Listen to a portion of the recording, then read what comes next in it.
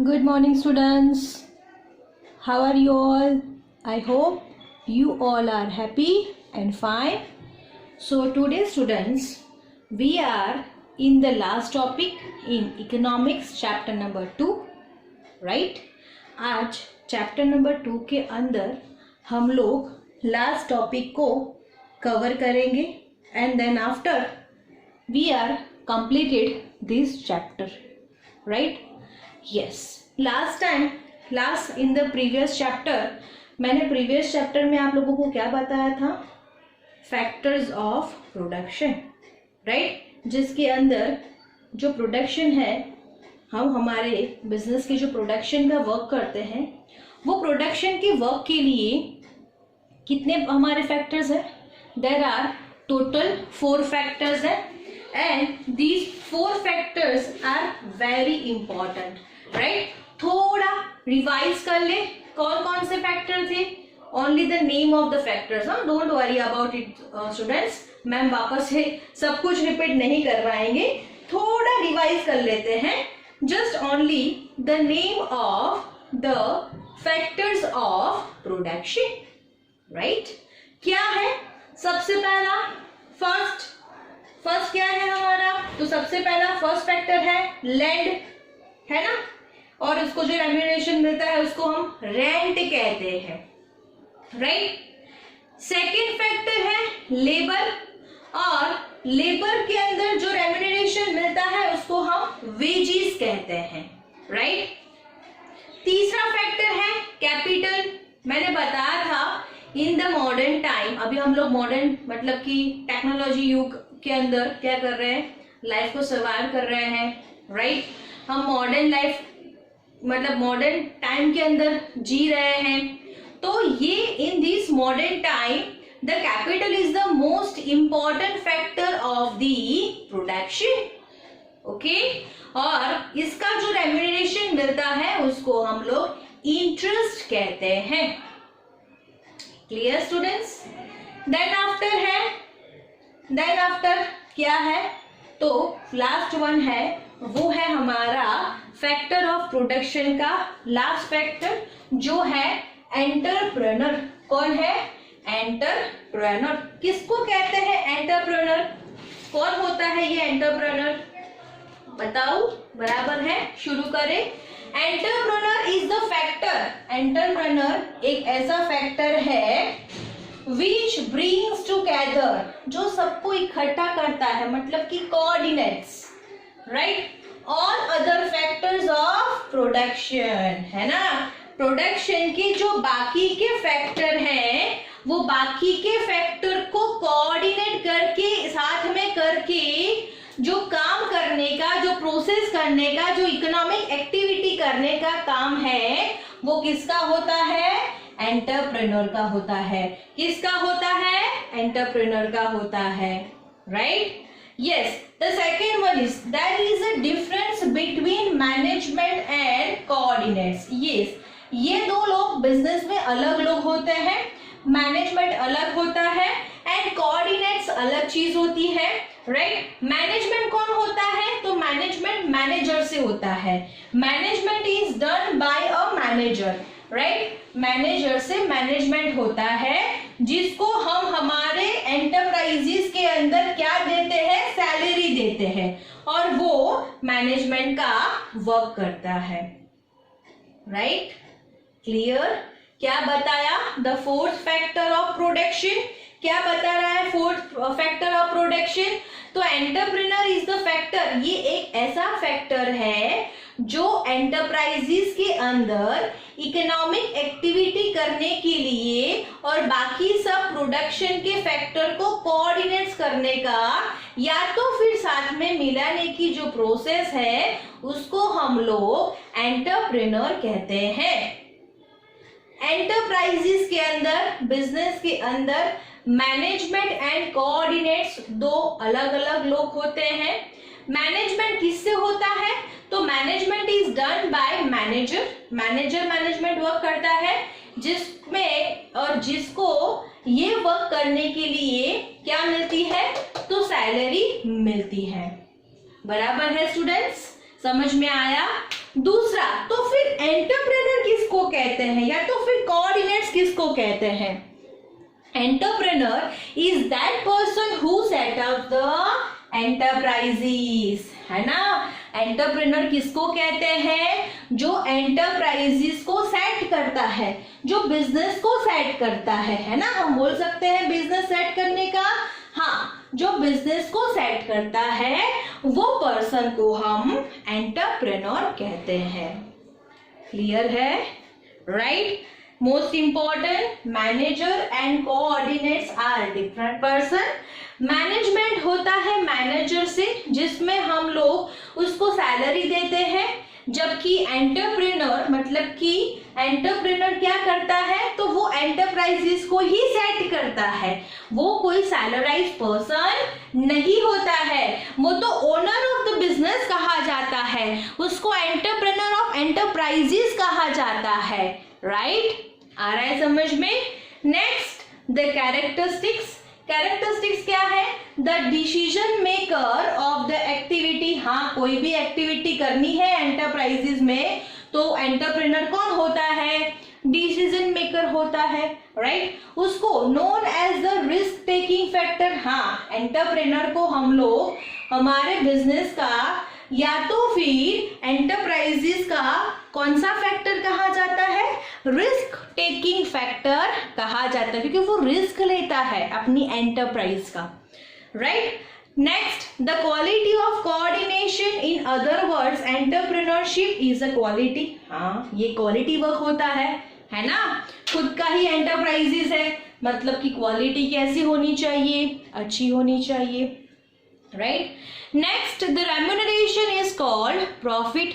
ये जो एंटरप्रेन्योर है उसको जो रिटर्न मिलता है, उसको जो रेम्यूनरेशन मिलता है, उसको हम प्रॉफिट कहते हैं। क्या कहते हैं? प्रॉफिट कहते हैं। Right students? तो ये थे हमारे 4 फैक्टर्स ऑफ प्रोडक्शन। प्रोडक्शन का मतलब देखा हम लोगों ने। देन आफ्टर उसके 4 जो फैक्टर्स थे वो देखे, उसके मीनिंग देखे, उसमें सब में क्या क्या डिफरेंस है वो देखे, और सारे के सारे जो फैक्टर्स हैं उसकी कैरेक्टरिस्टिक्स क्या है वो भी देखे।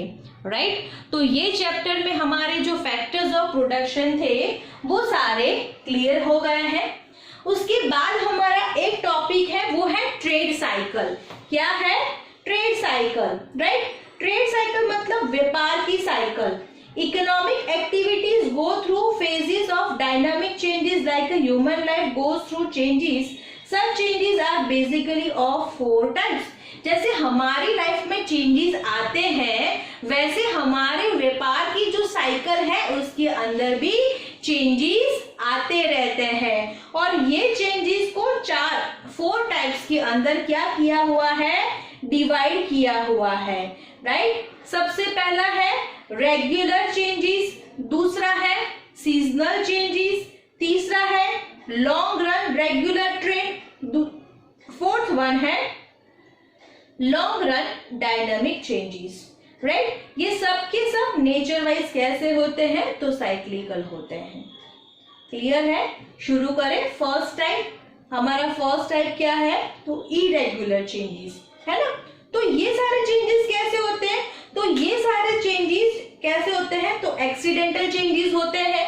राइट? जैसे कोई फ्लड्स आ जाना, फेमेन्स हो जाना, स्टॉर्म्स आ जाना, फायर हो जाना, है ना। लिखा है इरेगुलर चेंजेस का मतलब है these are accidental changes which occur in an economic activity, है ना। ये कैसा चेंजेस है? तो ये एक एक्सीडेंटल चेंजेस है जो हमारी इकोनॉमिक एक्टिविटी के अंदर आता है।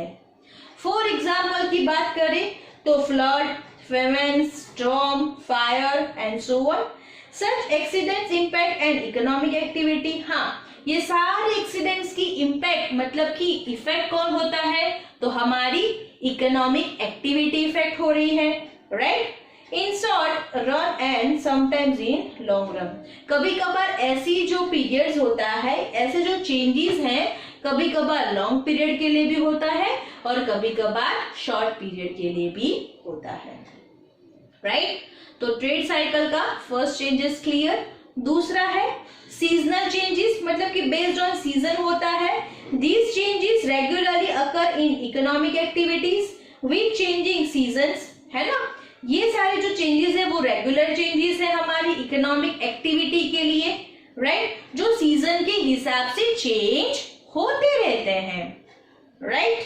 For examples, demand of certain goods changes by season, है ना।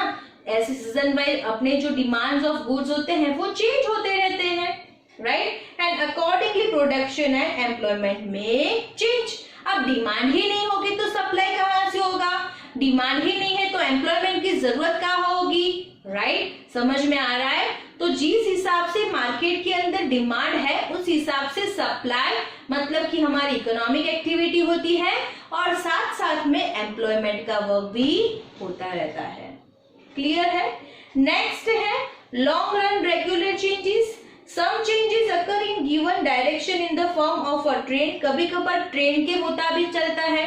ट्रेंड मतलब कि जैसे पॉजिटिव चल रहा है तो सब कुछ पॉजिटिव, नेगेटिव चल रहा है तो सब कुछ नेगेटिव, राइट। तो कभी कभार ऐसे चेंजेस होते हैं जो किसके ऊपर होते हैं, जो ट्रेंड के ऊपर, पॉजिटिव तो पॉजिटिव, नेगेटिव तो negative. Next, cyclical changes, dynamic fluctuations arising in economy over its long run growth, leading to rise in growth of economic activities and fall are called trade cycles। बराबर है। Dynamic fluctuation मतलब हमारे economy के अंदर dynamic fluctuations होते रहते हैं, है ना। कभी अप डाउन मतलब कि कभी कभार इकोनॉमिक अच्छी रहती है, कभी कभी इकोनॉमिक की हालत भी, सिचुएशंस भी खराबी हो सकती है। तो ये सारे अप एंड डाउन जो हमारे ट्रेड है वो ट्रेड साइकिल किसके ऊपर डिपेंडिंग है, तो वो हमारे डिफरेंट टाइप ऑफ चेंजेस के ऊपर डिपेंडिंग है, हमारी इकोनॉमिक ग्रोथ के ऊपर डिपेंडिंग है, राइट। और इस तरीके से हमारी जो भी इकोनॉमिक एक्टिविटी होती है उसी तरीके से हमारा जो ट्रेड साइकिल है वो भी हमारे इकोनॉमिक को अफेक्ट करता है, right. Such changes occur in economic activity and growth process of economics. ये सारे जितने भी चेंजेस होते हैं वो चेंजेस होने से किसको इफेक्ट होती है, इकोनॉमिक एक्टिविटी को। और वो इकोनॉमिक एक्टिविटी किसको अफेक्ट करती है, तो वो हमारी इकोनॉमिक्स को अफेक्ट करती है, राइट। और ये सब की जो चेंजेस और उसकी पढ़ाई को हम लोग ट्रेड साइकिल कहते हैं। This trade cycle is very important in the economics. बराबर है, क्लियर है। नेक्स्ट है definition of a trade cycle, right. Trade cycle क्या है, तो एक ऐसा फेज है, trade cycles are continuous phases of goods and bad changes occurring in the economic. Trade cycle एक ऐसा फेज है, ऐसी कंडीशन है जहां पे गुड और बैड, जहां पे अच्छी भी और बुरी भी चेंजेस होते रहते हैं, वो साइकिल को हम हमारे इकोनॉमिक की ट्रेड साइकिल कहते हैं, राइट। उसकी कैरेक्टरिस्टिक्स की बात करें तो वो डायनामिक चेंजेस होती रहती है, कभी कभार पॉजिटिव भी होती है, कभी कभार इकोनॉमिक में नेगेटिव चेंजेस भी होते रहते हैं, कभी कभार ऐसे बहुत सारे फैक्टर्स हैं वो भी हमारे ट्रेड साइकिल के अंदर मतलब कि इकोनॉमिक्स के अंदर होते रहते हैं, राइट। कभी कभार क्या बोला है, trade cycle have various phases and each phases does not last for a uniform period. जरूरी नहीं कि वो यूनिफॉर्मली वैसा ही चलता रहे, अच्छा भी हो सकता है और बुरा भी फेजेस हो सकता है, राइट स्टूडेंट्स। ओके, तो ये था हमारा ट्रेड साइकिल। ट्रेड साइकिल के जो चेंजेस है 4 टाइप्स के वो देखे, irregular changes, seasonal changes, long run regular changes and then cyclical changes. वैसे ही हमने देखा definition of trade cycle and the characteristics of trade cycle. अब देखते हैं उसके डिफरेंट फेजेस। जैसे कि ट्रेड साइकिल को टोटल 4 फेजेस के अंदर डिवाइड किया है।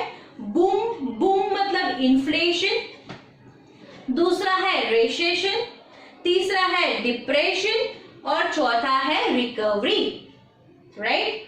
बूम क्या है, तो this is a period when economic activity reaches the maximum growth level in the given time period. एक गिवन टाइम पीरियड मतलब एक समय में हमारे देश की जो इकोनॉमिक की कंडीशंस होती है वो एकदम टॉप लेवल पे होती है, एकदम टॉप लेवल पे पहुंच जाती है। वो पर्टिकुलर पीरियड को हम हमारे इकोनॉमिक्स का बूम पीरियड मतलब कि इन्फ्लेशन पीरियड कहते हैं, right. Demands have peaked and so have incomes and profit. Demand एकदम ऊपर होती है, there are number of demands in the market and due to the demands of market क्या होता है, इनकम भी बढ़ती है एंड प्रॉफिट भी बढ़ता है, राइट। और ये पीरियड को हम लोग पीक पीरियड भी कहते हैं, PEAK, पीक पीरियड भी कहते हैं।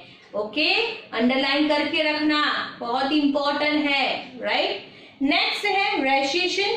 This periods falls the period of boom. Boom से उल्टा होता है। When economic activity peaks in given a period and investment and employment have reached the highest possible levels, a slowdown occurs, demand slow down, investment and employment follow. Simple सी बात है, जब inflation मतलब कि डिमांड ऑफ हमारा goods क्या होगा, high level पे, उसकी वजह से इन्वेस्टमेंट भी ज्यादा चाहिए, एम्प्लॉयमेंट भी ज्यादा होता है। और उससे उल्टा अगर रेसेशन पीरियड हो जाता है तो हमारे इन्वेस्टमेंट भी कम लगता है और साथ साथ में जो एम्प्लॉयमेंट है वो भी उसको ही फॉलो करते हैं, राइट। नेक्स्ट है डिप्रेशन एंड रिकवरी। डिप्रेशन मतलब ऐसा कि जो कंटिन्यूअसली स्लो डाउन चलता है, एक मिनिमम लेवल पे आ जाता है, जहां पे बायर का कॉन्फिडेंस कम हो जाता है, प्रोड्यूसर कम हो जाते हैं, इन्वेस्टमेंट लो पोजीशन में हो जाती है, राइट। सबकी प्राइस कम हो जाती है, डिमांड भी कम हो जाता है, प्राइस भी कम हो जाती है, इसके लिए प्रोडक्शन भी कम हो जाता है, एम्प्लॉयमेंट भी कम हो जाती है। ये सारी सिचुएशंस जो इकोनॉमी में होती है वो पीरियड को हम लोग डिप्रेशन पीरियड कहते हैं। And then after last phase है हमारा ट्रेड साइकिल का, वो है रिकवरी। जब हम लोग डिप्रेशन के लास्ट टाइम में आ जाता है तब हम लोग क्या सोचते हैं, हम अच्छा सोचते हैं। गवर्नमेंट बूस्ट करता है इन्वेस्टमेंट और एम्प्लॉयमेंट को सब टेक्नोलॉजिकल चेंजेस के साथ फॉर द लॉन्ग पीरियड के लिए, राइट। मतलब कि डिमांड रिकवर करता है, एम्प्लॉयमेंट भी रिकवर करता है और इन्वेस्टमेंट भी रिकवर करता है। तो ऐसी जो ट्रेड साइकिल होती है इकोनॉमिक्स के अंदर उसको हम लोग क्या कहते हैं, रिकवरी टाइम कहते हैं, जहां पे हमारे देश की इकोनॉमी कहाँ चल रही है, तो रिकवरी फेज के अंदर चलती है, राइट स्टूडेंट्स। तो ये था हमारे फेजेस ऑफ ट्रेड साइकिल। यहाँ से मैं हमारे चैप्टर को कंप्लीट करती हूँ, राइट। एग्जाम पता है ना, 25 मार्क 25 मार्क्स की हमारी टेस्ट है, राइट, जिसके अंदर मैं इकोनॉमिक्स में चैप्टर नंबर 1 चैप्टर नंबर 2 दोनों पूछूंगी। अच्छे से प्रिपरेशन करना। कहाँ से आएगा पेपर, यस पेपर बोल दूंगी, टेक्स्ट बुक के बाहर से कुछ भी नहीं आएगा, बराबर है। कहाँ से पूछूंगी, क्या पूछूंगी, सॉरी वो सब कुछ मैं बता नहीं पाऊंगी, मैंने सब कुछ पढ़ाया हुआ है, इसके लिए मैं टेक्स्ट बुक में से कहीं से भी पेपर निकालूंगी। ओके स्टूडेंट्स, तो प्रिपरेशन करना, डाउट हो तो क्लियर कर लेना, ठीक है। So everyone take care, all the students take care, stay home, stay safe, bye everyone. हाँ, किसी को डाउट हो तो डेफिनेटली बोलना, हम लोग इसकी जो रिविजन्स है वो रिविजन्स भी डेफिनेटली रखेंगे और जो डाउट सॉल्विंग होगा वो भी क्लियर करेंगे, ठीक है। So don't worry about it, do preparations only, okay. So take care, stay home, stay safe, bye.